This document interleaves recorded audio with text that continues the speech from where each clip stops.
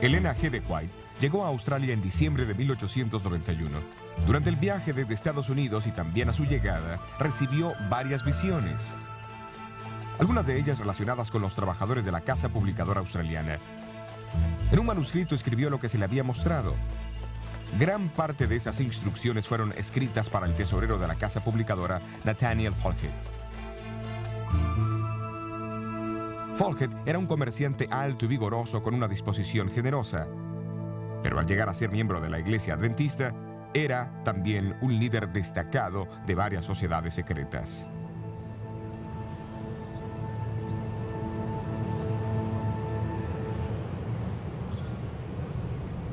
Y mientras el tiempo pasaba, se envolvía más y más en sus actividades masónicas, y menos en su trabajo para la Iglesia. Algunos de sus asociados se preocuparon por su decadencia espiritual y le urgieron que examinara la dirección en que iba. Pero Falkett rechazó firmemente tales sugerencias.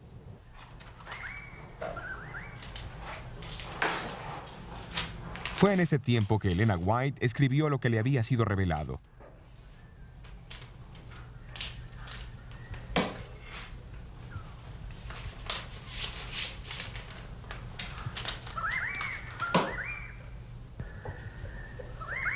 Pero cuando pensó en enviarlo por correo a Falkett, pareció una voz que le habló y la contuvo, porque los empleados de la casa publicadora todavía no estaban listos para recibir tal mensaje.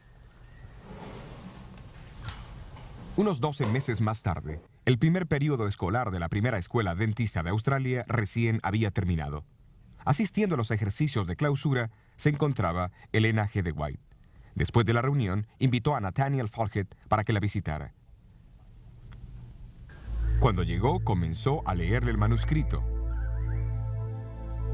Mientras describía algunas de las reuniones del orden secreto, le recordó de su mal hábito de dar ofrendas pequeñas a la iglesia y grandes donativos a los fondos de la logia. También le dijo que había oído cómo a él lo llamaban, reverendo maestro, y le advirtió que ningún ser humano debe ser llamado así. Aunque no atacó el sistema de la logia masónica, denotó lo difícil que es para un cristiano servir a dos señores. Mientras hablaba, hizo un movimiento con sus manos que impresionó a Falkett. ¿Usted sabe lo que ha hecho? Usted ha hecho la señal secreta de los masones. La señal de un caballero templario. Mientras siguieron hablando, nuevamente hizo un movimiento con su mano. Súbitamente Falkett adquirió una palidez mortífera. La señal que había hecho solo era conocida por la orden más alta de los masones, una señal que ninguna mujer debía conocer. En las próximas 2 horas, Falkett luchó con su conciencia. Finalmente resolvió desligarse de la logia masónica y lo logró después de una lucha. El Señor me ha honrado grandemente al hablarme por medio de la señora White. Él ha presentado mi caso a ella y me llamó por mi nombre. Por eso yo atenderé la instrucción del Señor.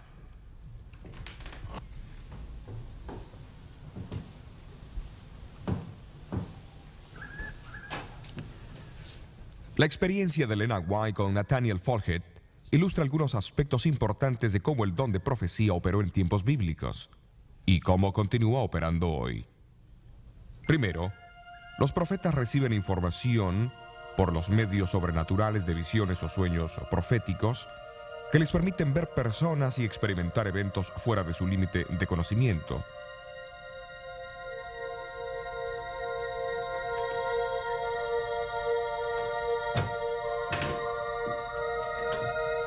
Luego, son dirigidos a comunicar el mensaje a las personas involucradas.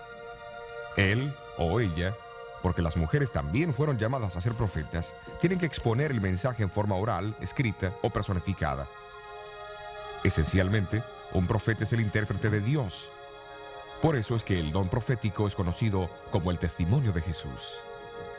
Esto no significa que Dios dicta el mensaje al profeta. Antes bien, el Espíritu de Cristo satura la mente del profeta con pensamientos. Entonces el profeta elige las palabras para expresar esos pensamientos recibidos en la visión o el sueño.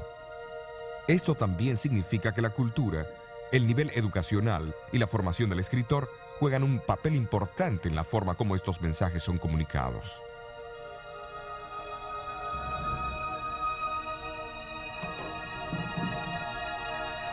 Para expresar sus pensamientos, algunos escritores de la Biblia prestaron las palabras escritas por otros autores bíblicos. Algunos, como Lucas, seleccionaron pasajes de fuentes históricas no inspiradas. Pablo usó las palabras de poetas seculares y ambos, Judas y Juan, citaron del libro judío no bíblico de Enoch. No obstante, bajo la dirección del Espíritu Divino, el profeta es inspirado por Dios y el mensaje llega a ser la palabra de Dios. Es también obvio notar que los testimonios de algunos profetas no fueron incluidos en los libros de la Biblia. Por ejemplo, los mensajes de Natán, Gad, Azarías, Débora, Miriam, Agabús, Silas y las 4 hijas de Felipe. Pero esto no hace que sus mensajes sean insignificantes o menos inspirados. Simplemente significa que estos fueron de valor local y relativamente temporal. Los profetas también jugaron una parte destacada en la iglesia del Nuevo Testamento. De acuerdo al libro de los Hechos, ellos iniciaron el plan misionero de la iglesia. Seleccionaron al personal y dieron instrucciones de los lugares donde debían ser enviados. En 1 Corintios 14, Pablo habla de que el don profético fortalece la iglesia, trayéndole ánimo y consolación.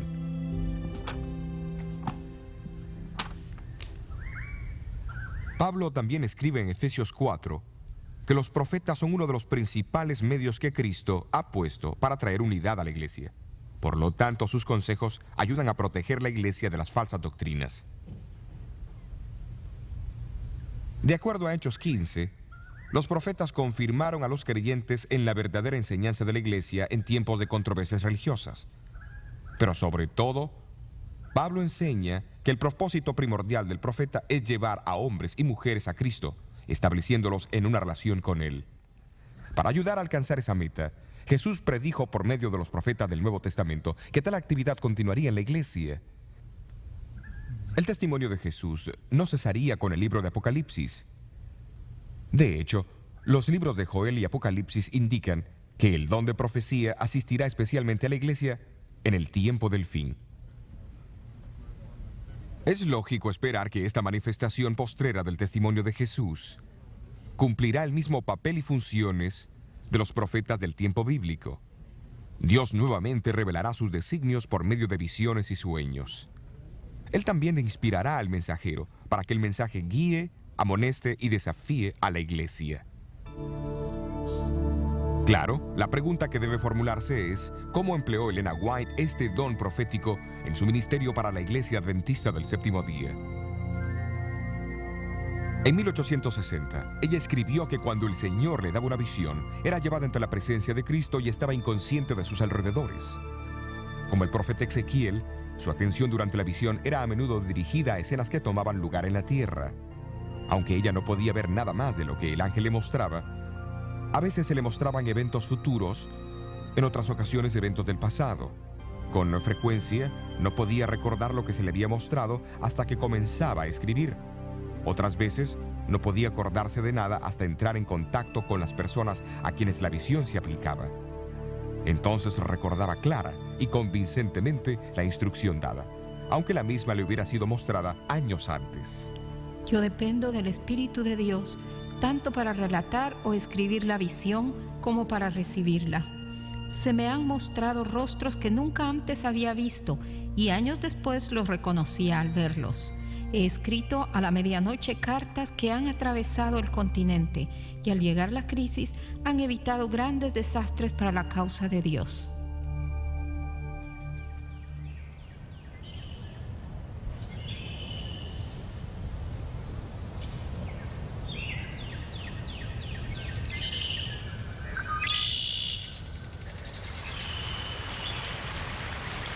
Tal vez no hubo una crisis más grande en la iglesia adventista durante los primeros 70 años de su historia que la amenaza del panteísmo.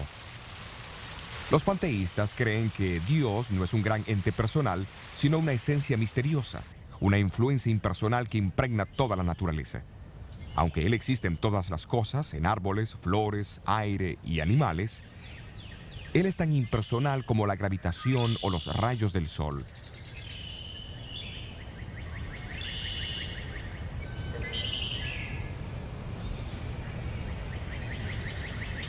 Esta idea había sido adoptada y enseñada como una nueva y avanzada verdad por algunos de los líderes de la iglesia de Battle Creek. En realidad, amenazó los mismos fundamentos de la opinión bíblica de Dios. El doctor Juan Harvey Kellogg, el brillante doctor y superintendente de la institución médica de la iglesia en Battle Creek, fue uno entre muchos líderes de la iglesia que fue atraído por esta filosofía a comienzos de los 1880. Pero no fue hasta 1897 que introdujo esta enseñanza en forma pública.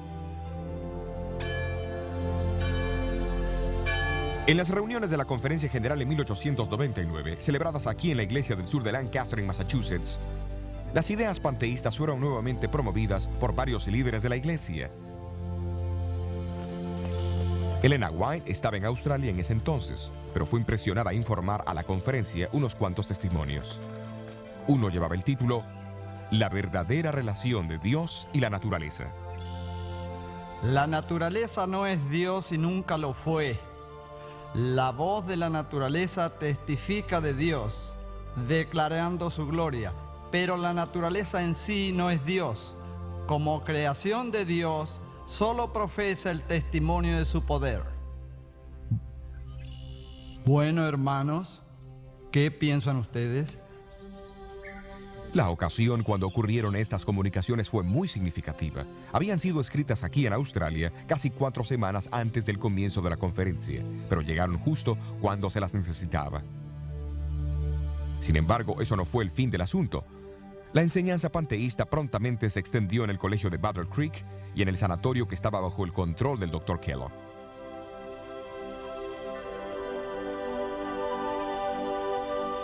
En febrero de 1902, el gran sanatorio de Battle Creek se incendió. Se necesitaba un nuevo edificio y para ayudar a sufragar los costos, se sugirió que el Dr. Kellogg escribiera un libro sobre el cuidado de la salud. Todos los ingresos de las ventas se usarían para ayudar a reconstruir dicho sanatorio. Kellogg fue advertido que no incluyese ninguna idea panteísta en él. Pero cuando este libro, El Templo Viviente, finalmente salió de la imprenta, fue claro para algunos que él no había dado importancia a la instrucción.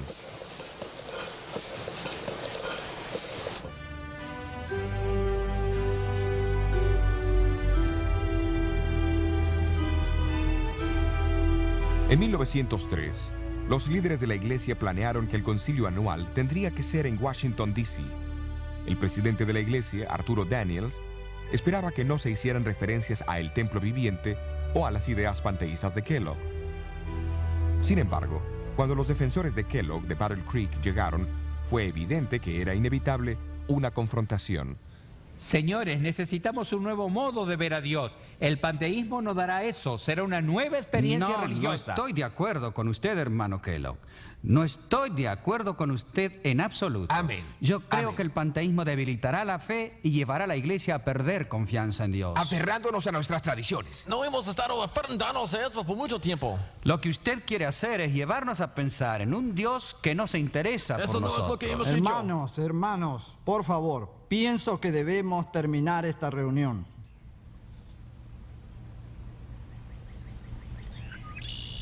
El pastor Daniels no se atrevió a pedir un voto por la tensión existente. La iglesia estaba enfrentando una crisis. ¿Pero qué hacer?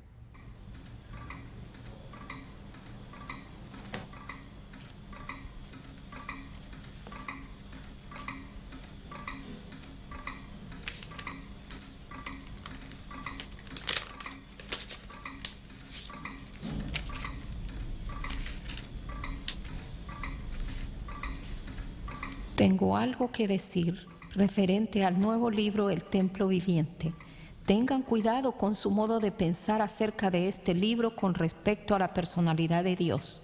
Como el Señor me presenta los hechos, ese modo de pensar no tiene el apoyo de Dios. Se me ha mostrado que el autor está en un camino falso y ha perdido de vista las verdades distintivas para este tiempo.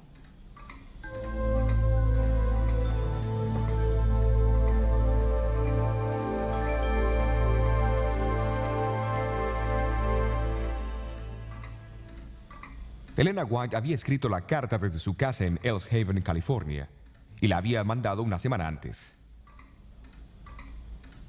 Fue una mera coincidencia que la carta llegase de miles de millas de distancia en el momento más oportuno.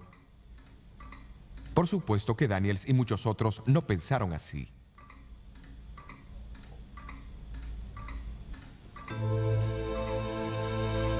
Nunca antes los mensajes de Dios fueron tan necesarios como en este momento, y nunca hubo mensajes más certeros mandados por Él a su pueblo que los que usted nos ha enviado.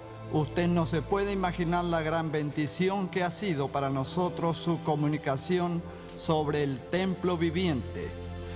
Llegó en el momento exacto. El conflicto era severo, pero su mensaje llegó y resolvió la controversia.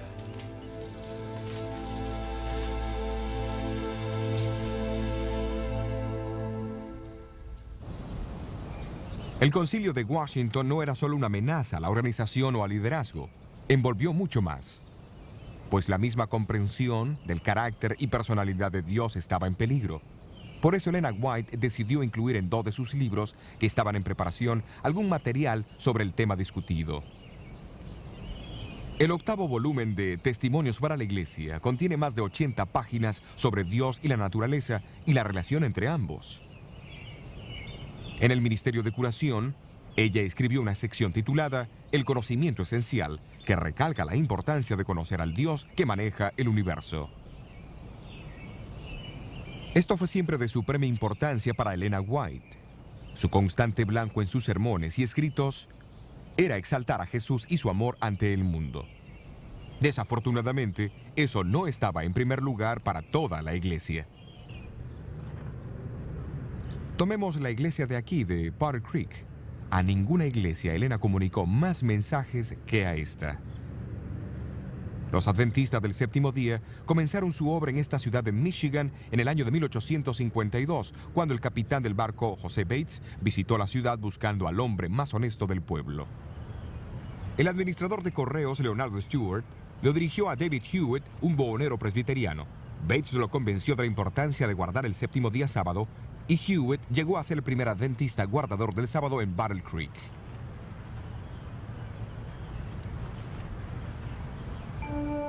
En 1855, la obra publicadora de la iglesia se mudó de Rochester, Nueva York, a Battle Creek, y luego se erigió esta pequeña estructura de madera de 2 pisos para alojar a la imprenta. Durante las décadas que siguieron, equipos a vapor reemplazaron la pequeña imprenta manual y la obra de publicación floreció. Una sucesión de pequeñas iglesias de madera se construyeron en Battle Creek, cada una más grande que la anterior, para servir a la creciente feligresía. En este segundo edificio, la joven iglesia decidió nombrarse Adventista del Séptimo Día en 1860 y se estableció su sistema de organización en 1863. En 1866, en respuesta a una visión dada a Elena White, la iglesia abrió su primer instituto de salud. El Instituto Occidental de la Reforma Pro Salud, como fue llamado, fue fundado en una antigua casa remodelada en Battle Creek. Su blanco no era solo tratar a la gente con remedios sensatos, sino también enseñar a la gente a cómo cuidarse para prevenir enfermedades. Pocos se imaginaron sus fundadores que en unas décadas recibiría reconocimiento mundial bajo su dinámico director médico, el Dr. Juan Kellogg. En 1872, la primera escuela adventista se abrió en la ciudad.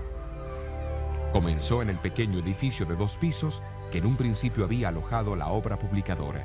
7 años más tarde, el famoso tabernáculo Dime, el 4º edificio de la iglesia adventista de la ciudad, fue dedicado.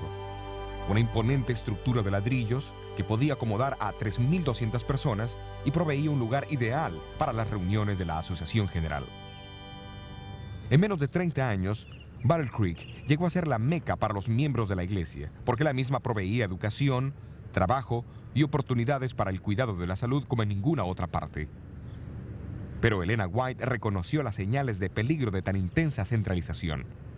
Para sorpresa, durante las décadas que siguieron, sus advertencias fueron notablemente desatendidas.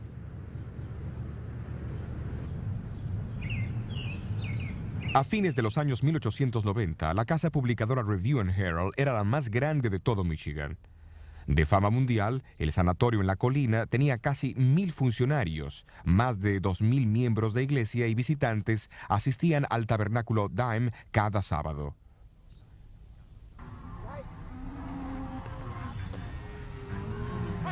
Pero desde Australia, donde Elena White estaba viviendo durante los 1890, ella amonestó que no se hiciesen más planes de expansión. Vio la necesidad de construir pequeñas instituciones en áreas diversas. También sabía por las visiones recibidas que estaban a punto de ocurrir grandes cambios en el mundo.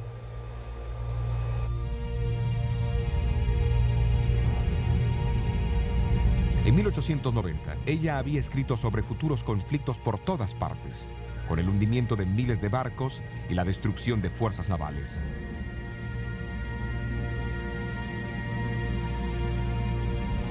Vidas serían sacrificadas por millones, dijo. Confusión, confrontación y muerte ocurrirían inesperadamente en los mayores medios de transporte.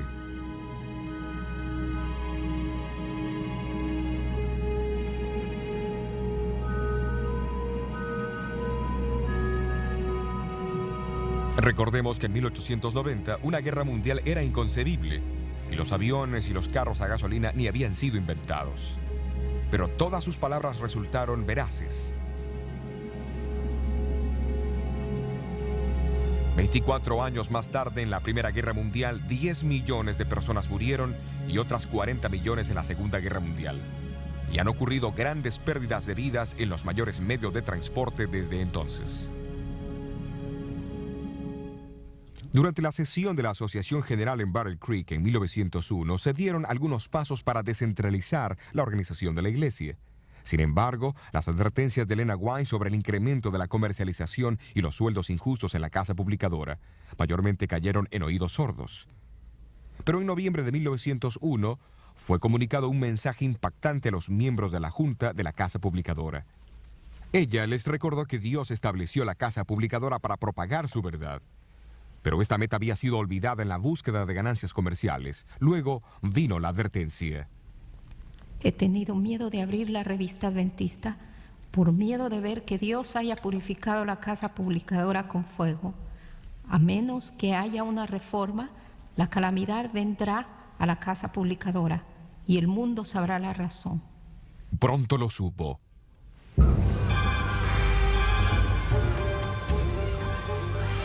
En la noche de diciembre 30 de 1902, el edificio principal de la casa publicadora fue reducido a cenizas.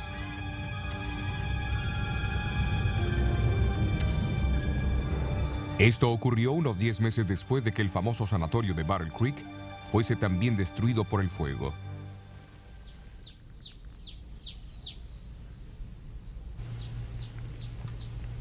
Cuando la noticia del fuego llegó a Elena White en California, escribió a los líderes de Battle Creek, expresando su profunda tristeza por la gran pérdida que la iglesia había sufrido. No estoy sorprendida por esta triste noticia, porque en las visiones de la noche he visto un ángel parado con una espada de fuego sobre Battle Creek.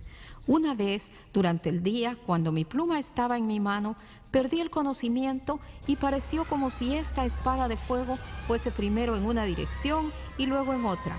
Un desastre parecía seguir a otro, porque Dios fue deshonrado por hombres que decidieron exaltarse a sí mismos.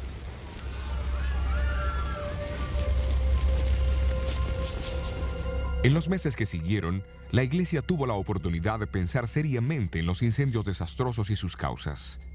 Rápidamente los líderes editoriales tomaron la decisión de nunca más publicar trabajos comerciales, como también la de mudar las oficinas centrales de la iglesia de Battle Creek a Washington, D.C.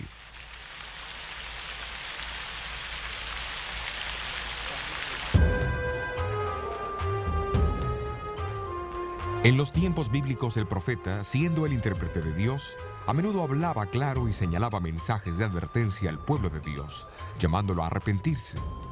Tales mensajes fueron populares porque casi siempre atacaban el egoísmo, el orgullo y el amor al poder.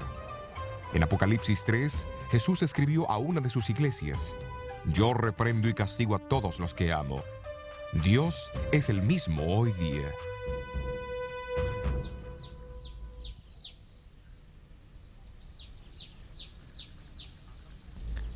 A través de su mensajera moderna, Elena White, Dios también advirtió y apeló al arrepentimiento, no solo de los líderes, sino también de los individuos.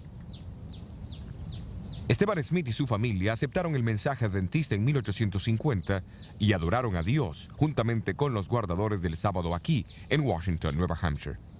Sin embargo, no mucho tiempo después, Smith cayó bajo la influencia de lo que se llamaba la Nueva Luz y comenzó a predicar sus ideas.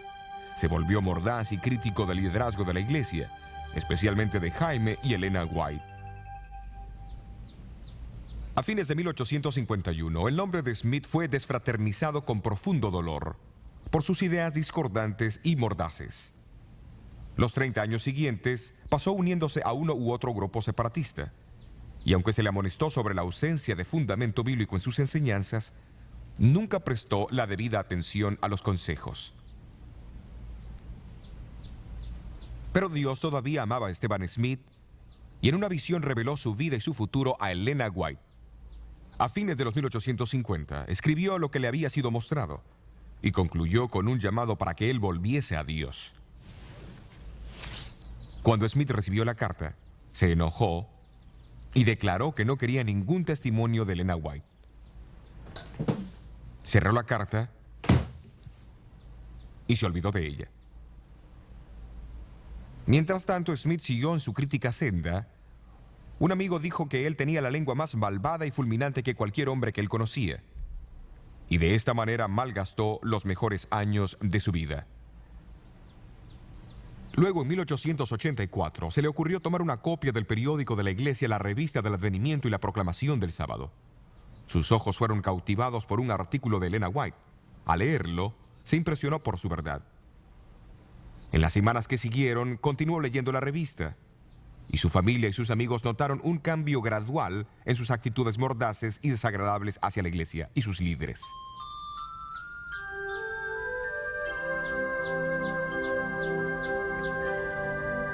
Un año después, Eugenio Farnsworth fue nuevamente invitado a hablar aquí en su iglesia. Su viejo amigo Esteban Smith, ahora con 78 años de edad, resolvió asistir a la reunión del sábado por la mañana, cuando Farnsworth predicó desde este púlpito sobre el surgimiento del movimiento adventista en la profecía bíblica.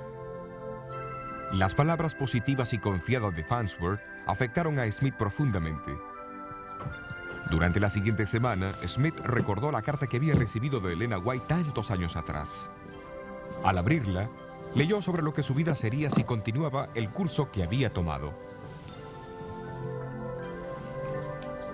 Sin embargo, lo que había sido una predicción cuando la carta fue escrita, era ahora historia. Un registro de cómo él había vivido porque no había cambiado sus hábitos.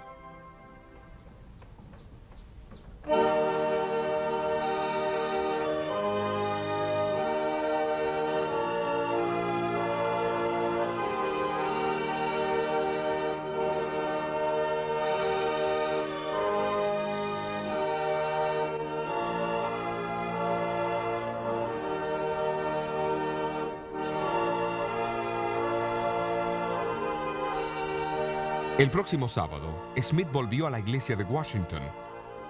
Farnsworth, que todavía no sabía nada sobre esta experiencia, había preparado un sermón sobre el don de profecía en la iglesia adventista.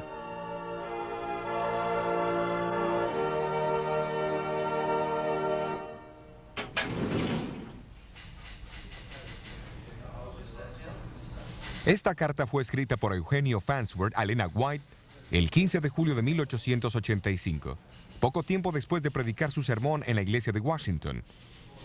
Menciona cómo después del sermón, Smith se paró y relató a la congregación la historia del testimonio que él había recibido más de 25 años antes y cómo él no lo había leído hasta el último jueves. Su verdad lo había convencido. Farnsworth registró las palabras de Smith en esa ocasión de esta manera: si yo hubiera hecho caso al testimonio que Dios me envió, todo el curso de mi vida hubiese cambiado y yo hubiese sido un hombre muy distinto. Cualquier hombre honesto debe decir que los testimonios siempre conducen a un hombre, hacia Dios y hacia la Biblia. Palabras muy definidas de uno de sus peores críticos. En vista del obvio impacto sobre los individuos y la Iglesia a través de los años, muchos se han preguntado cómo los escritos inspirados de Elena White se relacionan con la Biblia en este mundo contemporáneo. Por ser más recientes, se reemplazan a las Escrituras. ¿Le son de alguna manera una añadidura? Tal vez Elena White misma tiene la última palabra sobre el asunto. Si hubieseis hecho de la palabra de Dios vuestro estudio, no necesitaríais estos escritos. Es porque habéis dejado de instruiros con el libro inspirado de Dios que Él ha buscado alcanzaros con testimonios simples, directos. No intentan dar nueva luz, sino impresionar vívidamente el corazón con las verdades de inspiración ya reveladas. Porque se ha dado poca atención a la Biblia, el Señor ha dado una luz menor para guiar a hombres y mujeres hacia la luz mayor.